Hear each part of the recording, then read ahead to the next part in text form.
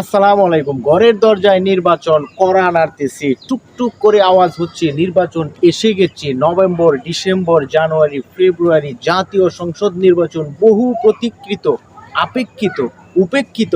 জনগণ তাদের পছন্দ মতো প্রার্থীকে দীর্ঘদিন পর নির্বাচনে অংশগ্রহণ করে স্বতঃস্ফূর্তভাবে আনন্দ ঘন একটি পরিবেশে, নিরাপদ পরিবেশে ভোট দান করবে, সেই চিন্তা কিন্তু মানুষের মাঝে। কিন্তু রাজনৈতিক দলগুলা যাতে করে যেই ফেব্রুয়ারিতে ডক্টর মোহাম্মদ ইউনূস সাহেব নির্বাচনের তারিখ ঘোষণা করেছে, সেই নির্বাচন যাতে না হয়, বিভিন্ন মহল, বিভিন্ন গোষ্ঠী, দেশি কিংবা বিদেশি, তারা কিন্তু এখানে এটার ব্যাপারে কার্যকর পদক্ষেপ কিংবা সোচ্চার হয়েছে বলে আমি মনে করি। দেখুন, ইসলামপন্থী রাজনৈতিক দল চরমোনাই, জামাত ইসলামী সহ 8টি রাজনৈতিক দল জাতীয় নির্বাচনের আগে গণভোট, জুলাই সনদ বাস্তবায়নে আইনি গ্যারান্টি, ডক্টর মোহাম্মদ ইউনূসের পক্ষ থেকে উপদেষ্টা মণ্ডলীর সদস্যদেরকে নিয়ে জরুরি বৈঠকে সিদ্ধান্ত গ্রহণ করা হয়েছে। চলমান রাজনৈতিক অস্থিতিশীলতার মধ্যে রাজনৈতিক দলগুলা যদি সমাধানে আসতে ব্যর্থ হয়, কি হবে বলুন আপনারা? কি হবে?